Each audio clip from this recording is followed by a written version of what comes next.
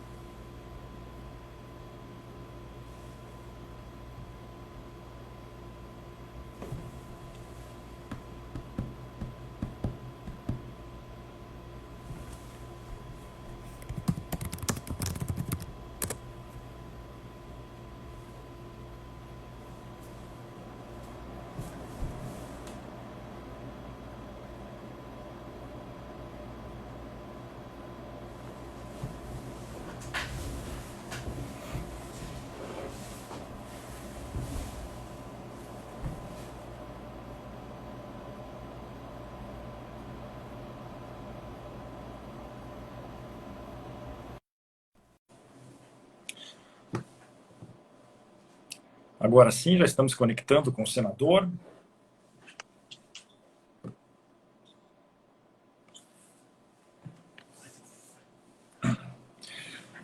Boa tarde, senador. Tudo bem, Cássio? Posso te chamar de Cássio ou não? Oi, tudo bem? Mas, por favor, Tudo é bem, graças a claro. Deus. Então Eu me vou te chame de chamar de Fabiano, por senador, não favor. tem como. Então eu vou mudar Vai, também. vai ser difícil. Vamos lá. Bom, Tudo bem? vamos começar. Primeiro, eu quero dizer que é um imenso prazer aceitar esse convite. É uma honra muito grande estar aqui dialogando com o senhor. Uma pessoa que eu tenho um grande estima, não só pelo fato de ser senador, muito pelo contrário, pela sua história, um servidor público dedicado, um jurista acadêmico, então uma pessoa que sabe ouvir, sabe manter um debate em um nível acadêmico, democrático. Isso é muito salutar para a nossa realidade atual de extremos. E fico muito feliz com essa conversa, até porque nós temos alguns pontos em comum, outros pontos nós somos, acho que, díspares, né? Então é um debate bastante claro, bastante bacana, não é? Perfeito. Eu que agradeço, Cássio. Eu me coloco à disposição. Você sabe o carinho que eu tenho com a Justiça do Trabalho. Eu acho que por ter estagiado, quando eu estava fazendo minha graduação, eu estagiei no Sindicato dos Metalúrgicos e foi uma experiência extremamente enriquecedora para mim. Porque Imagino. quando você tem a sensibilidade de se colocar na dor do outro, você saber que a relação trabalhista e quando você vê medidas que precarizam a relação do trabalho, sempre num lado que vai ofender muito mais o trabalhador, é, a gente tem uma visão um pouco mais diferenciada. Então, eu particularmente, não estou falando isso porque estou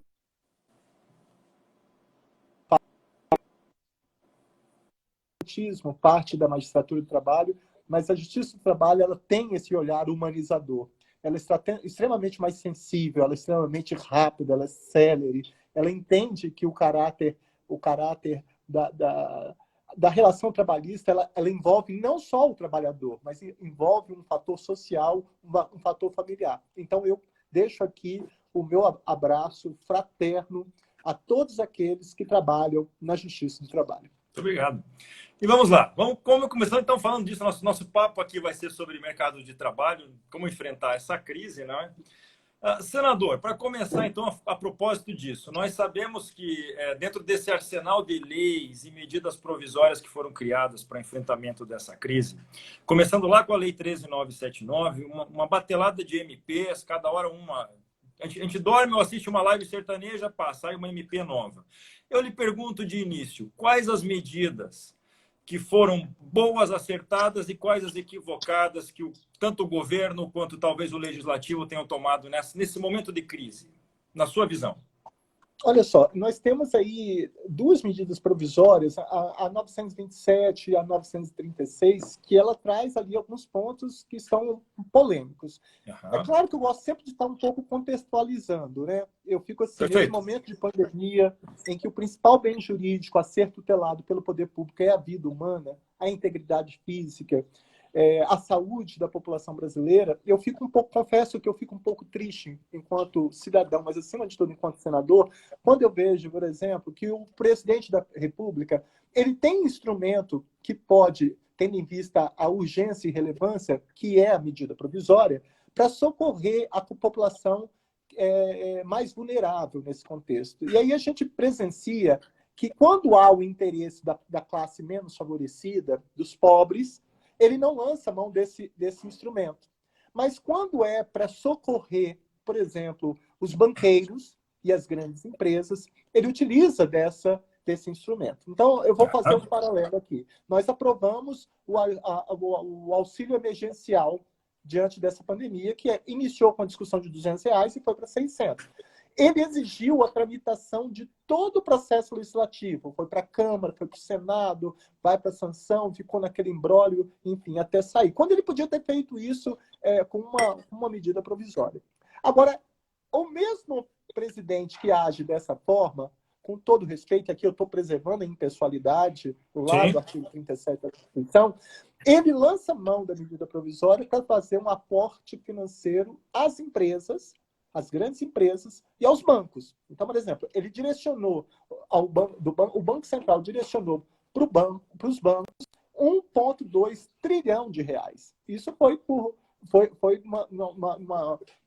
num comportamento extremamente imediatista para socorrer aquele que mais tem. Não foi para com um olhar, como eu falei no início, de atentar para aqueles que estão mais vulneráveis, no caso, a população menos favorecida. Então, talvez pode estar perguntando, mas por que isso tem a ver com as duas medidas provisórias? Olha, tem muita coisa a ver, porque essas duas medidas provisórias, elas têm pontos graves. Ela tem ponto grave. Quando você fala assim, você exclui, por exemplo, a participação de sindicatos ou dos acordos coletivos para fazer uma relação direta do empregado com o empregador. Você está violando, na minha humilde opinião, o artigo 7º da Constituição Federal, inciso 4, quando lá estabelece que só por a redução de salários. Essa medida provisória, ela prevê redução de salário que vai de 30% a 75%. Aí poderiam falar assim, não, mas vai complementar com o seguro-desemprego. Mas o seguro-desemprego não é no total e não é o valor integral. Alguns países estão usando a mesma medida, mas eles estão dando um aporte financeiro, uma complementação integral do salário do trabalhador. E no Brasil, enquanto que nós deveríamos estar fazendo, editando medidas provisórias para manter a estabilidade no emprego nesse período, para impedir a demissão, o Brasil está estimulando a suspensão do contrato de trabalho, ele está estimulando a redução de salário, ele está estabelecendo que essas relações sejam feitas diretamente com patrão, empregado e empregador, e nós sabemos que essa relação ela é muito, muito séria. Nós temos que fazer também uma retrospectiva, que em 2017 nós tivemos uma reforma trabalhista, e uma reforma trabalhista que violou muitos direitos dos trabalhadores, e aí eu pontuo aí que quando se instituiu o trabalho intermitente, quando estabeleceu que a homologação de rescisão de contrato de trabalho fosse feita não mais pela Delegacia Regional do Trabalho, nem pelos sindicatos, mas pelo próprio empregador, quando se estabeleceu que mulheres grávidas e lactantes trabalhassem em ambiente salubre.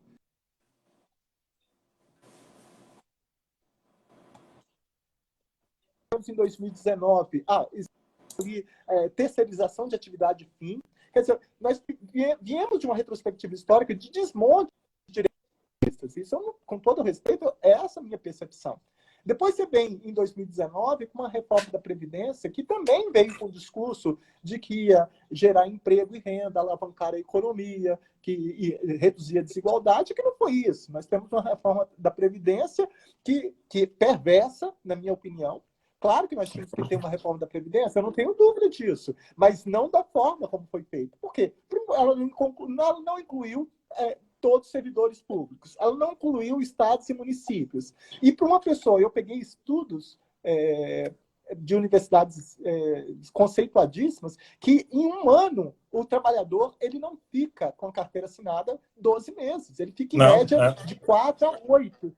Então, até ele alcançar 40 anos de contribuição, é uma missão impossível, quase não vai aposentar. Então, aí você vê, ele institui trabalho intermitente, ele estabelece, terceiriza a atividade fim, houve essa reforma da Previdência, a probabilidade hoje de um brasileiro que dificilmente entra no mercado no trabalho formal. Então, você aumentou o número dos informais, dos desempregados, dos subutilizados, ultrapassando a 25 milhões. Nós temos uma realidade social de 459 municípios em situação de pobreza ou extrema pobreza. Nós temos 70 milhões de brasileiros, veja, 70 milhões de brasileiros em situação de pobreza ou extrema pobreza.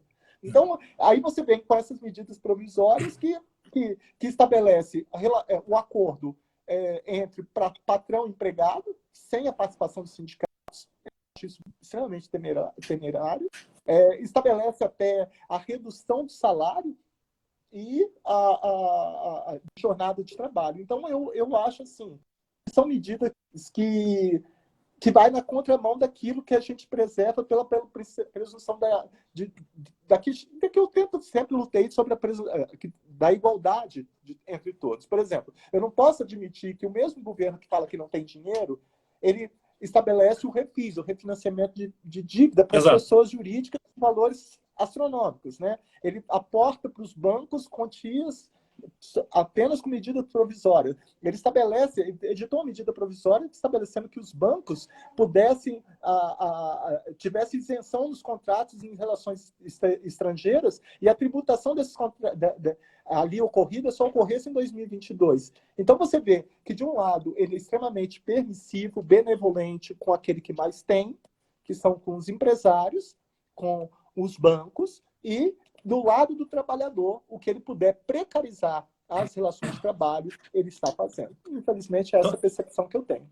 Então, num resumo, me parece, eu concordo com o senhor no seguinte. Então, ele fez um repasse muito grande, bilionário para as grandes empresas, e fez quase que um troco, aqueles 40 bilhões para as pequenas empresas garantirem a folha de salário, mais aquele benefício emergencial, que é quase nada comparado às vantagens que ele deu para as grandes empresas no momento em que justamente deveríamos inserir dinheiro na população para a economia continuar girando, né?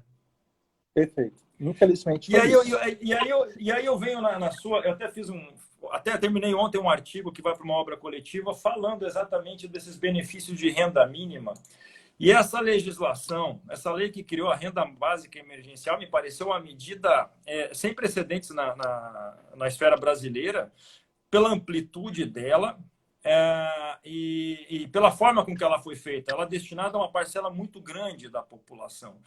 Eu lhe pergunto, me parece, até lendo um artigo da Mônica de Bolle, ela sugere, me parece altamente correto, que essa medida seja estendida, pelo menos para um prazo indeterminado. Pelo custo estimado que ela fez, isso vai custar cerca de 7% do PIB brasileiro, ou seja, algo que não quebra o Brasil, embora caro, mas vai injetar dinheiro e vai injetar dinheiro na mão de quem precisa, inclusive para sustentar a economia. Você não acha essa uma medida interessante, estender esse valor, esse prazo dessa renda básica emergencial? Eu acho que passou da hora do poder público ter essa sensibilidade. Eu acho extremamente positivo. O que eu não posso achar razoável, Cássio, nós temos, por exemplo, na Constituição Federal, você tem no artigo 7º, inciso 7, que diz que a União tem que instituir um salário mínimo de as suas necessidades da família, com saúde, educação, habitação, moradia, lazer, vestuário, higiene, e você tem um mísero salário de R$ 1.045. Então, quanto o DIEESE estabelece que esse salário seria quase R$ 4.300 se fosse atender isso que está aí. Ela estabelece também os direitos sociais. Por que eu estou fazendo essa ressalva? Porque eu fico muito triste quando eu vejo muitos políticos e muitas pessoas sustentando o Estado mínimo. Eu quero um Estado máximo, porque é esse Estado que está estabelecido no artigo... Que é um Estado eficiente, né? Claro, porque eu não posso achar que lá dentro dos direitos sociais, no artigo 6º, está lá, todos têm direito à saúde pública. As pessoas estão morrendo nos corredores dos hospitais públicos. Agora a situação vai se agravar com essa pandemia. Todos têm direito à educação pública. Você sabe, você conseguiu, por seu mérito, alcançar a aprovação num concurso público. Agora, eu venho da família de um poder econômico muito baixo. Meu pai era... Mas eu tenho muito orgulho disso. Meu pai Eu era também, eu motorista de também. ônibus. Meu pai era motorista de ônibus, 6 filhos, eu sou o mais novo. Então, quando você fala assim, hoje eu fico me colocando sempre no lugar dessas pessoas. O pobre daquela família que o filho sonha em entrar num curso, numa universidade federal, por exemplo, num curso de medicina. A probabilidade, se não for o sistema de cotas, que é extremamente necessário neste momento, mas não Neste está momento. isolado, ele tem que ser de forma... Uhum. Isso, ele tem que ter políticas públicas para fortalecer, para melhorar a educação. Então, quer dizer, eu não posso achar razoável que enquanto a Constituição fala que todos temos direito à saúde pública e as pessoas estão morrendo, eu não posso achar razoável que todos têm direito a uma educação pública de qualidade e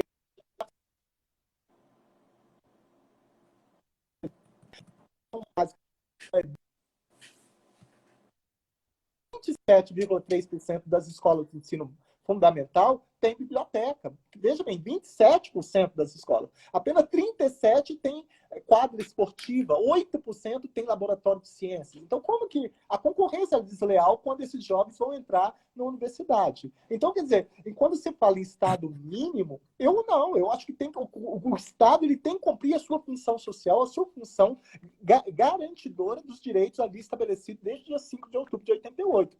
Ele passou da hora de... Por que nós não aproveitamos, por exemplo, esse momento e instituímos o imposto sobre grandes fortunas, como Eu ia perguntar está isso para o senhor previsto na agora. Constituição?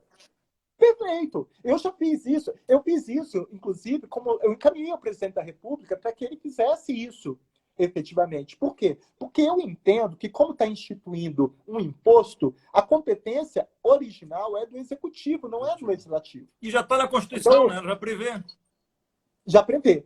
No que pese, no mérito, eu sou totalmente a favor. Então, por exemplo, tem um projeto de uma senadora que está estabelecendo isso, mas não há interesse. Aqui eu tenho vivenciado que tem projetos de lei tramitando há 15, 20 anos e não sai do papel. Mas quando tem interesse, tudo passa de uma forma rápida. Nós estamos num momento em que nós temos que tirar esse aporte do fundo eleitoral, por exemplo. O momento agora é preservar a vida, é salvar vidas. Por que não pega esse dinheiro e faz um aporte total dele na saúde? E depois, como vai ficar a eleição, é um outro momento que nós vamos analisar. Mas se há um conflito entre os bens jurídicos, eu não tenho dúvida. O principal bem jurídico que nós temos que proteger é a vida humana, a integridade física e a saúde do brasileiro. Então, eu estou fazendo essa reflexão porque eu concordo com a proposição dela quando fala que isso tem que ser estendido, porque isso é o mínimo que o poder público estaria fazendo, cumprindo seu papel, conforme determina todas as garantias estabelecidas no artigo 6º da Constituição Federal, nos direitos sociais, nos direitos individuais, ou nos direitos difusos, e que, infelizmente, muitos deles são violados pelo próprio poder público. Há também, concordo com o senhor, há também um projeto de um empréstimo compulsório a grandes empresas, também, não é isso, senador? Perfeito. E eu acho isso interessante, por quê? Porque tanto esse empréstimo compulsório nas grandes empresas, quando você fala em empréstimo compulsório nas grandes empresas, e quando você fala até na autorização de algumas empresas, por exemplo, que nesse momento não estão vendendo, mas que elas possam utilizar o espaço para a fabricação de outros produtos que são necessários agora. Uma reconversão industrial. Uma reconversão. Essas duas medidas, se você for analisar de forma ideologicamente, elas seriam todas medidas que seriam oriundas de partidos de esquerda. Com certeza. Mas que elas foram adotadas, por exemplo, pelo Donald Trump nos Estados Unidos e pelo Boris Johnson na Inglaterra, e que são de direito. No pós-guerra, os Estados Unidos já tinham adotado isso. Então, aí eu falo assim, poxa, eu vejo com bons olhos isso, eu acho extremamente positivo, e principalmente nesse momento. Agora, eu não tenho como enaltecer um comportamento quando eu vejo que as medidas que estão sendo adotadas neste momento tão delicado, elas não estão levando em conta aquele que mais precisa. Eu acho que precisa reduzir o abismo existente entre os milhões de pobres e a concentração de riqueza na mão de tão poucos. Não, com certeza. E agora, a respeito, o senhor falou de questões de esquerda ou direita. Essa discussão, às vezes, no palco público, fora da academia, ele é tão impróprio. Você vê que o projeto de renda básica mínima, ele veio lá daquela tese do Milton Friedman de imposto de renda negativo. Ou seja, um representante da escola neoliberal propôs o imposto de renda negativo, que, por um acaso, no Brasil já teve um projeto aprovado pela sua casa, pelo Senado, em 91, 93, de projeto de autoria do Suplicy do PT. Então, esse negócio de esquerda, direita, é uma briga que às vezes não funciona muito bem, a gente tem que chegar num equilíbrio dessas coisas, né? Eu tenho sofrido um pouco bastante com isso, tá? Eu confesso aí, é um momento de confissão para você. Tipo assim, eu sou da rede de sustentabilidade com muito orgulho, mas eu costumo falar que eu sempre tento primar minha conduta pelo artigo 37 da Constituição Federal, quando se fala lá dos princípios que regem a administração pública. Então, o que vier de coisa boa do governo federal terá em mim um aliado, eu não tenho dúvida disso. Então eu fico triste quando a pessoa fala assim, você é de esquerda ou você é isso. Não, eu não sou absolutamente, não tem isso. O que vier de medidas positivas, em que eu entenda que não esteja violando a espinha dorsal do Estado Democrático de Direito, que é a Constituição Federal, nem os tratados e convenções, tem nenhum apoio. Agora, poderia ser a presidente, a representante maior do meu partido, se ela fosse eleita presidente, se ela tivesse agindo violando a Constituição Federal, teria nenhum opositor. Não tem essa coisa de você seguir de forma cega, independente de analisar a razoabilidade e o conteúdo que tem ali. Agora, eu não posso, e aqui eu quero fazer, se você me permitir, só uma breve...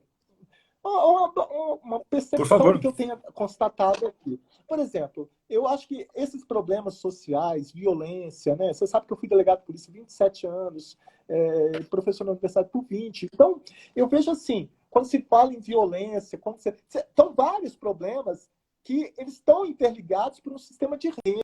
Eu não tenho a população.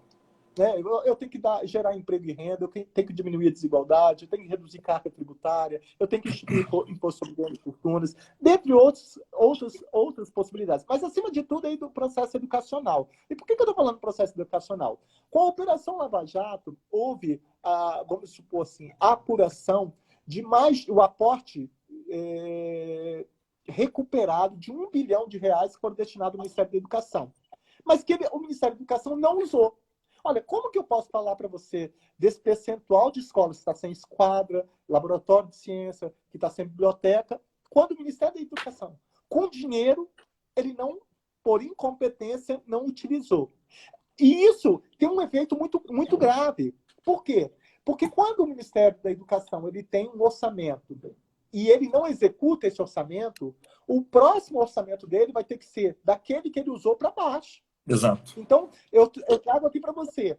O orçamento de 2019, que era de 123 bilhões da educação, passou a ser a 103. Houve uma queda de 16%.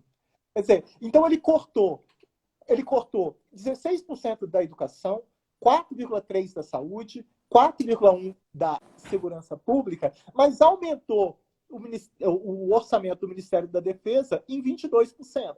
Então, o que é prioridade nesse governo? O que está em jogo aqui?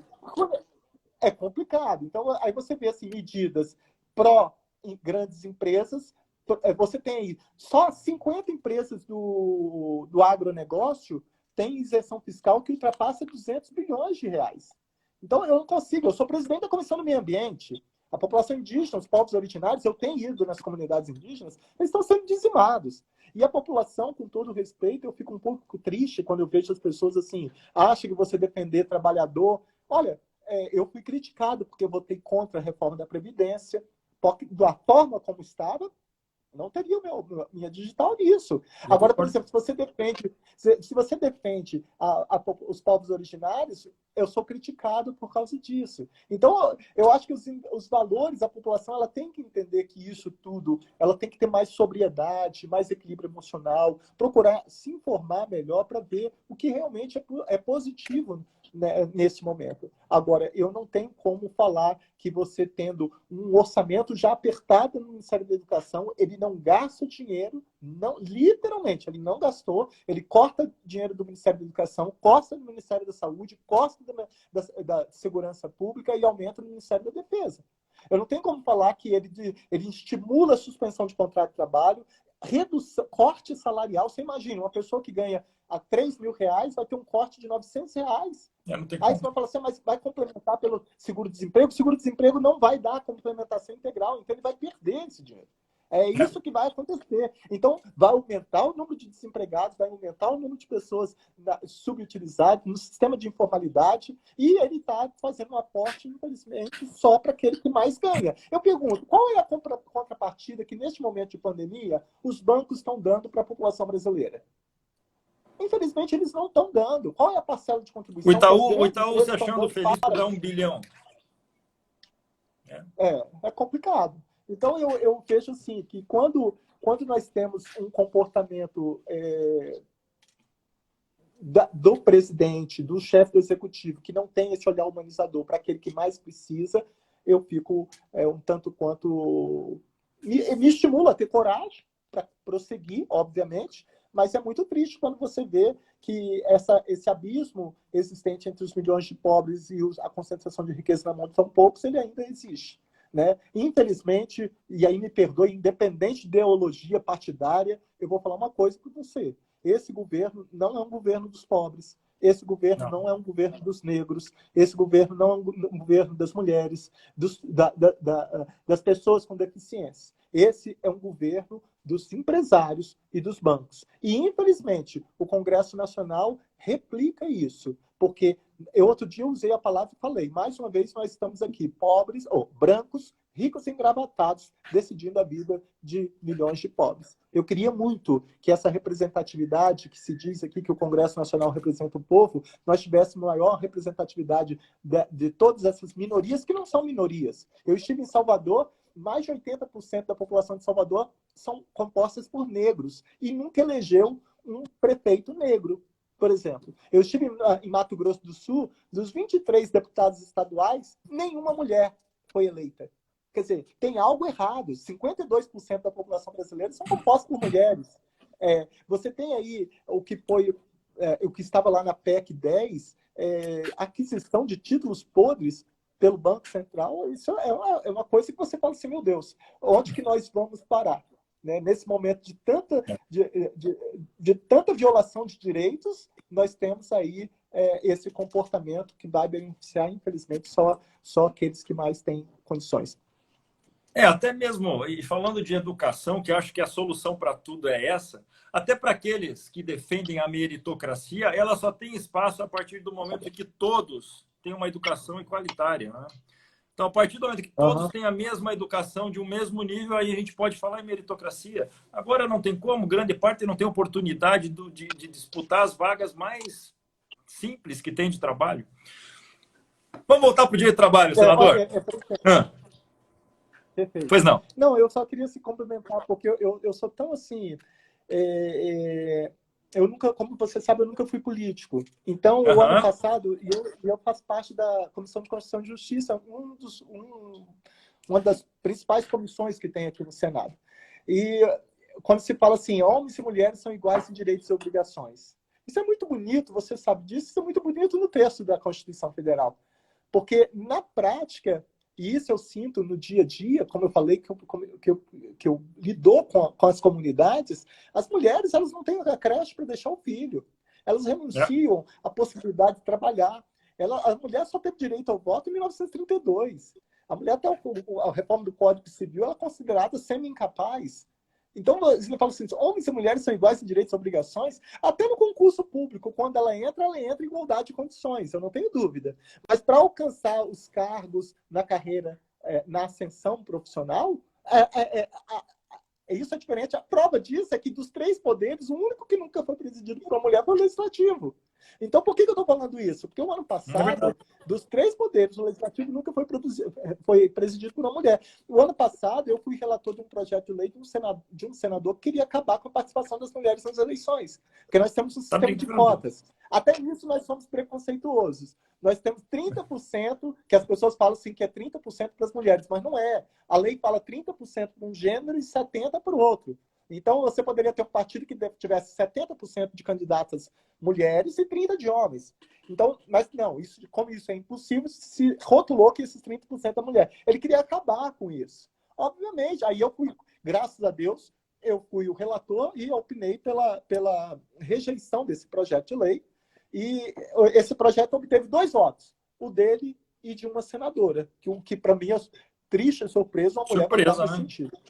Muito. E aí eu apresentei até um outro projeto para estabelecer paridade. Ou seja, que, na minha opinião, quem dera se fosse 50% de homens, 50% de mulheres. Mas eu estou falando porque esse discurso de que o Congresso representa o povo, isso é muito bonito. Se você traçar um perfil socioeconômico, um perfil sociológico da representatividade no Congresso, ele não é um Congresso que representa a população. Porque a grande maioria de pobres, negros, desempregados, desvalidos, sem vez, sem voz, sem nada, esses, infelizmente, não têm representatividade. Agora, a representatividade é por castas. Os policiais elegem um policial, ele vai lutar pelos interesses daquela categoria. Os médicos elegem um médico, ele vai lutar pelos interesses daquela categoria. Então, essa representatividade, ela é um tanto quanto mascarada, ela não representa efetivamente aquilo. A prova disso foi esse auxílio emergencial. Eu achei legal, porque eu falei assim, eu queria que essa sensibilidade que os senadores estão tendo passasse a ter em todos os projetos. Porque eu nunca vi uma sensibilidade...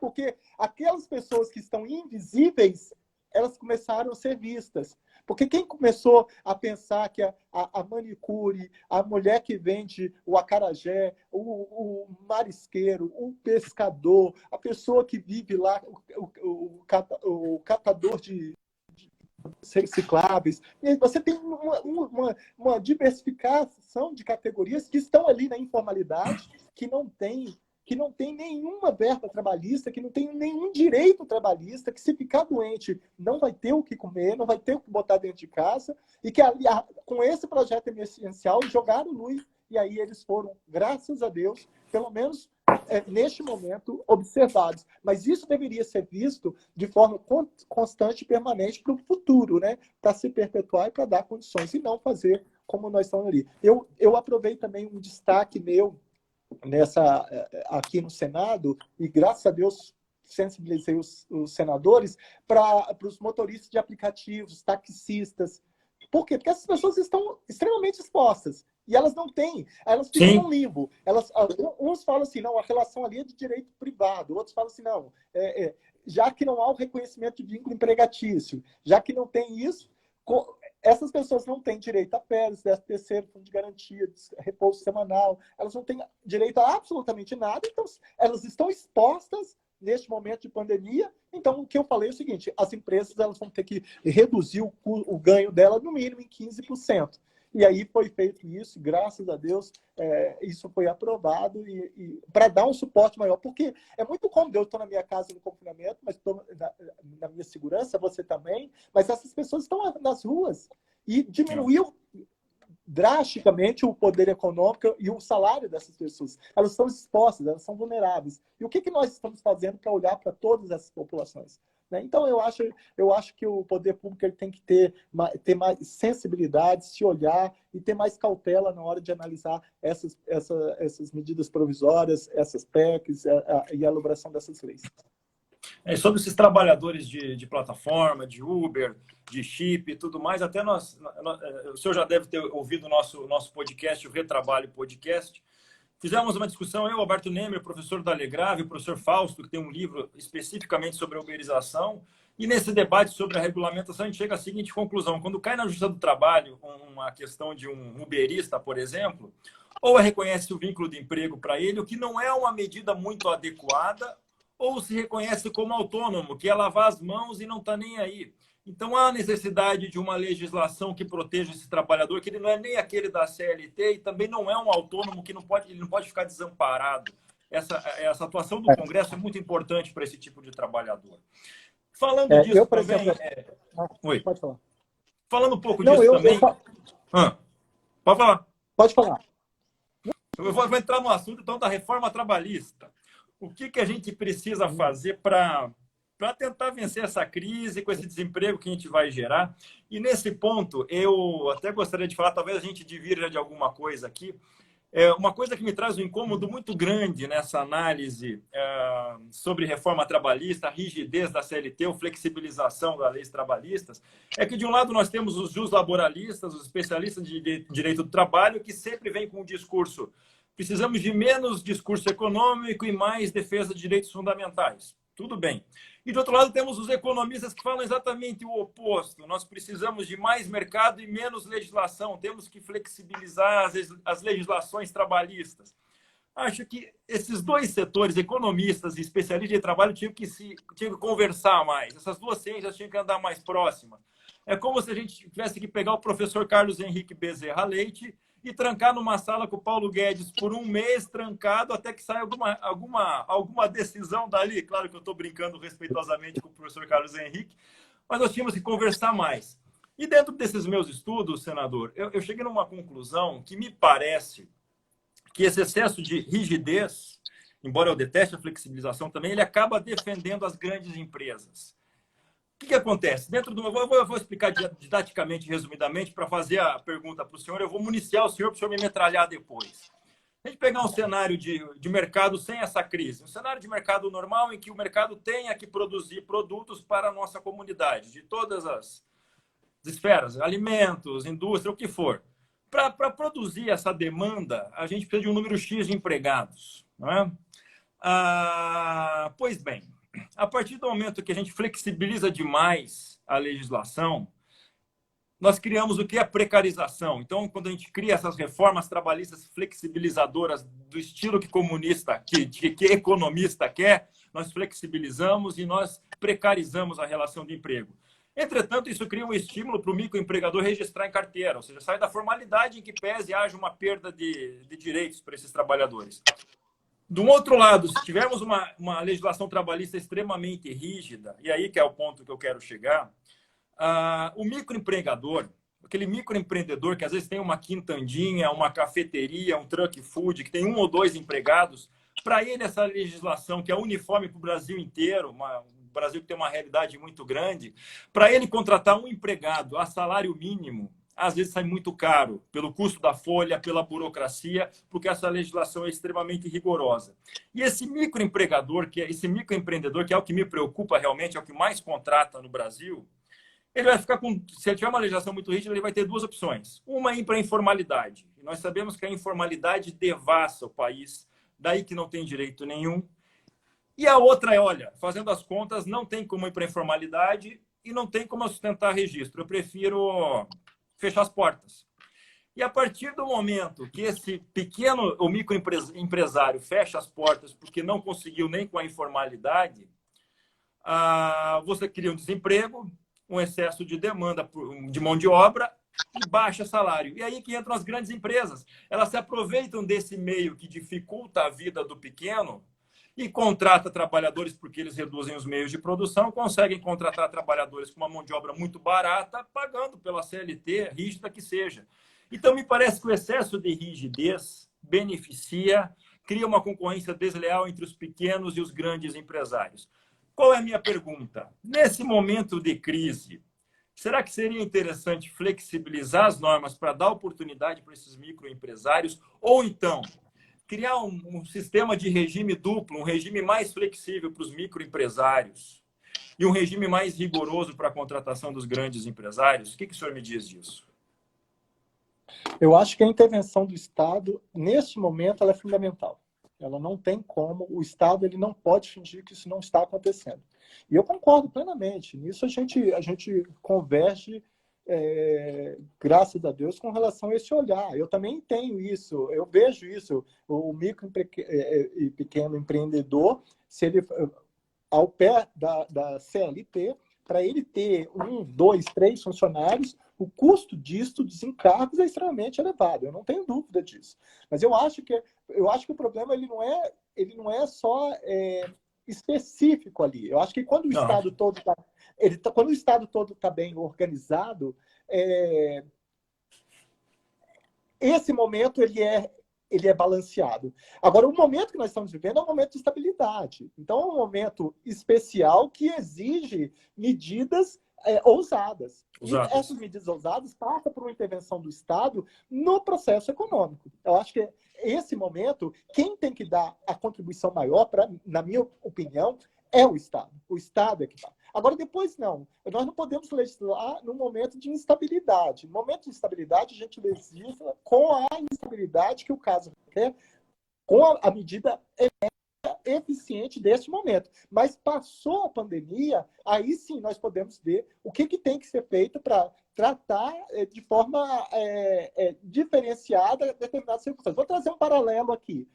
Na lei de entorpecente, você tem aí duas figuras. Ou o tráfico de entorpecente, que é equiparado a crime hediondo, a pena é altíssima, regime fechado, ou quando ele porta substância para uso próprio, que é totalmente mais benevolente, não é visto como criminoso, é termo circunstanciado, não fica preso. Mas nós temos uma figura no meio termo aí. Nós temos uma figura no meio termo, que é aquela pessoa que efetivamente, que é o vulgarmente chamado a mula, que leva, mas que não é nem o traficante, nem o usuário, mas que está ali. Ao pé da letra não tem meio termo. Ou é traficante, ou é aquilo.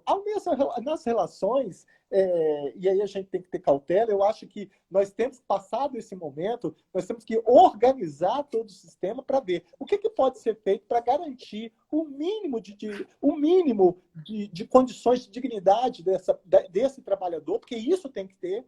O que eu não posso imaginar, por exemplo, que nessa medida que estava estabelecendo a carteira verde e amarelo, nós tínhamos ali pontos extremamente delicados. Né? Você tinha ali uma relação, um estímulo de uma redução de multa de rescisão de contrato de trabalho, que os 40% da FGTS, por exemplo, é feito para manter a pessoa no trabalho. É inconstitucional, não passava, né?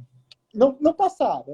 Então, eu acho o seguinte, a intervenção do Estado, nesse momento, ela é de suma importância. Eu acho que esse Estado, ele tem que ter ele tem que ser protagonista nesse momento, porque a função é dele.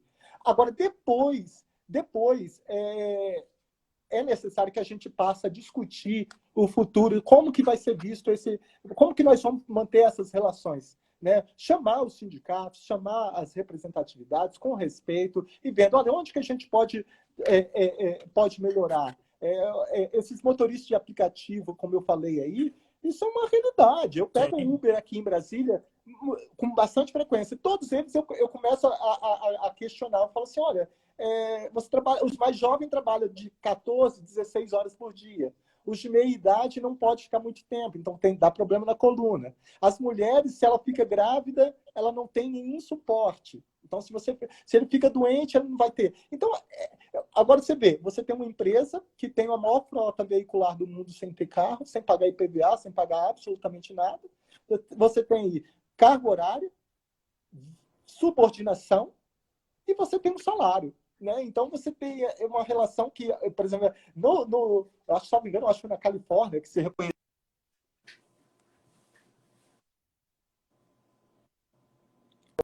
Falhou aqui. O senhor tem idade para falar isso. Agora, eu acho que vai chegar o momento que o Congresso tem que se debruçar em cima desse novo mercado, dessas novas relações trabalhistas que a CLT não está alcançando e que nós não temos uma legislação que dê nenhum apoio para esses profissionais. Então, eu acho que esse é um momento, passado essa pandemia, nós temos que sentar. Agora, nesse momento, a função de intervenção, a função de aporte, de garantir a manutenção desses empregos, de garantir a não redução dos salários, a não suspensão do contrato de trabalho, na minha opinião, a função é do Estado, é do poder público. Depois, passado isso, aí sim, o que a gente pode fazer? Nós temos está com muito, isso está engessando, está levando o empreendedor, o pequeno empresário a contratar sem fazer a anotação da carteira de trabalho, ele corre um risco, o senhor sabe melhor do que eu, né? Porque vai buscar a justiça do trabalho posteriormente, vai ser reconhecido, muitos vão ter o seu negócio fechado, ele não vai ter mais, e ele que poderia estar ali ajudando a alavancar a economia, nós estamos tendo aí um comportamento que vai. Eu acho que não pode ser nem tanto lá, nem de forma tão radical, nem de forma tão permissiva, nem tão neoliberalista. Eu acho que nós temos que ter a serenidade para encontrar um meio termo para que possamos garantir o mínimo de dignidade que passa esse trabalhador, que é assegurar ele condições mínimas de ter uma família, de educar sua família, ter uma saúde pública, cobrar, instituir um imposto sobre grandes fortunas, reduzir a carga tributária. Posso achar razoável que em qualquer produto é de 50%, 60%, 70%, 80% do valor ali está embutido com impostos, taxas e assim sucessivamente. Eu acho que isso tudo tem que ser revisto e passou da hora do Congresso Nacional ter esse olhar muito mais humanizador, sensível. Acho, assim como no meio ambiente, é perfeitamente você preservar o meio ambiente sem engessar o aspecto econômico, sem inviabilizar. Tem como caminhar com os até a carta de... Até a mesma carta de Davos agora do Schwab, que é o fundador, fala isso, né? Do stakeholder capitalism. A empresa tem que se pautar na defesa do meio ambiente, nas gerações futuras e na boa remuneração e instrução do seu empregado. Ou seja, já há um movimento de criação de um capitalismo mais moderado, não focado no curto prazo dos acionistas, né? Eu acho que essa é uma discussão bastante interessante. E também na defesa da pequena empresa, que acho que é ela que garante uma melhor distribuição de renda e menos acúmulo, né? As grandes empresas, os bancos acumulam do pouco que nós temos. Me parece que esse é um ponto errado. A China teve aqui e falou assim: nós acreditamos numa economia verde. O agronegócio está preocupado. A área ambiental no Brasil está sendo desmantelada. Não adianta o Brasil ser um grande produtor se ele não vai ter para quem vender. Então, eu acho que nós temos que, como alavancar a economia, gerar emprego e renda com dignidade e preservando o meio ambiente. Eu acho que isso eu não tenho dúvida disso. Eu sou contra essa situação que, infelizmente, nós estamos, e eu concordo com você, quando você fala das relações trabalhistas, que você tem o excesso de formalismo na lei que fala de uma coisa e ela vai afetar e vai fazer aquilo que muito bem você colocou. Quem mais emprega é o pequeno empreendedor. É o pequeno empresário que está mais empregando no Brasil. Então, quer dizer, ele coloca ele de uma forma tão acuada, mas você também não pode ir para o outro lado, que fica nos extremos. Eu acho que é o extremo que atrapalha no Brasil. Extremo. Assim como trabalha na ideologia partidária. O cara é de esquerda ou é de direita. Vamos ter coerência. Eu acho que é esse momento. Eu acho que passada a pandemia, passado esse momento de extrema, que me causa muita preocupação, eu acho que é chegado o momento de nós termos mais responsabilidade, de olhar olho no olho, de chamar os atores envolvidos nessa relação trabalhista, nessas novas profissões que não estão tendo nenhum apoio, e falar o que nós podemos fazer para equacionar isso, para que todos passem a ter uma vida digna. Nem tanto lá, nem tanto cá, mas com sobriedade, com serenidade. Eu acho que esse é o caminho. Acho que esse é o caminho. Essa divisão de extremos na democracia capitalista tem massacrado muito a gente. Bom, senador, acho que estamos chegando ao fim. Quero agradecer imensamente essa conversa que nós tivemos. Muito obrigado. Aos ouvintes, muito obrigado por terem a paciência de nos ouvir. Ouça o nosso podcast, Retrabalho Podcast, e já convido o senhor para a gente continuar esse papo assim que acabar esse isolamento lá no nosso estúdio. Aí chamamos o Nemer, o Fábio Botassin, a Fernanda Queiroz, para a gente fazer um Roda Viva com o senhor sobre o tema. O que o senhor me diz? Eu sei que o senhor vai aceitar. Eu acho uma ótima ideia. E me coloco à disposição com toda humildade. Agora, me permite uma brincadeira no bom sentido, tendo em vista esse episódio que aconteceu hoje com a saída do ministro da Justiça. Eu só queria fazer um paralelo aqui. Se não tiver procedência, você pode me corrigir e de antemão já peço perdão. Mas quando eu falo assim, que essas relações, quando se estabelece que o empregado pode fazer esse acordo diretamente com o empregador nas relações trabalhistas, desprezando a participação de sindicatos, convenções, como é o que está acontecendo, aqui eu trago a reflexão assim, como é difícil negociar com o patrão, né? E eu vou ser mais claro. Você vê que um ministro da Justiça, que tem como patrão o presidente da República, não tem autonomia para falar daquela pessoa que está lá à frente da Polícia Federal. Se para ele, como ministro da Justiça, era difícil ter essa relação com o patrão, você imagina para um trabalhador que ganha um salário mínimo, como que ele vai negociar com o seu empregador. Essa relação, ela não é igualitária. Nós temos visivelmente uma violação nessa relação, uma precarização dessa relação trabalhista. Nós temos que pensar, então, numa reforma sindical que garanta uma maior participação do trabalhador nos sindicatos e que traga os sindicatos para negociar com mais clareza e mais transparência. Acho que isso é fundamental para uma reforma trabalhista. Não tenho dúvida disso. Até para conseguir a emancipação desse trabalhador, para que ele não fique sempre naquela subordinação, naquela hipossuficiência tradicional. Isso é fundamental. Perfeito. Sandro, muito obrigado. Tá, eu só para finalizar. Claro. Eu fico triste aqui. E eu estou gostando de conversar com você porque eu fico assim... Eu também.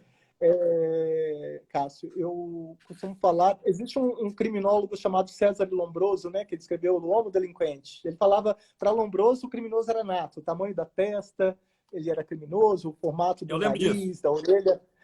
E eu falo para você, eu fui usado pelo Estado por 27 anos para agir de forma contundente apenas contra uma camada socioeconômica, pobres, afrodescendentes, semi-analfabetos. E aí eu não quero fazer apologia, mas quando acontece um furto aqui em Brasília, você tem uma vítima determinada.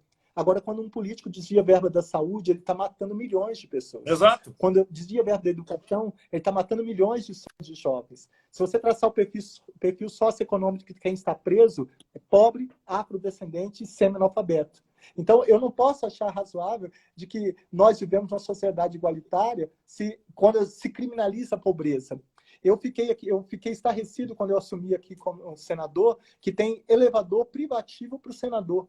Quer dizer, nenhuma pessoa pode entrar se o senador estiver ali. Só o senador que pode. Olha, mas a casa não é do povo?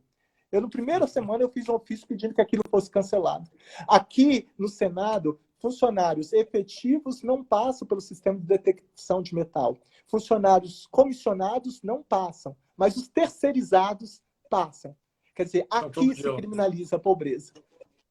Então, quer dizer, você não vê a polícia, no geral, dando vistoria, revista pessoal em bairros nobres, em playboys de classe média alta. Mas você vê a polícia fazendo isso diuturnamente nos bairros carentes, como se o pré-requisito para ser criminoso fosse ser pobre. Isso não é a realidade. Então, eu só queria fazer esse desabafo, porque isso aconteceu, eu fui usado nesses 27 anos para agir dessa forma, e isso eu não quero compactuar.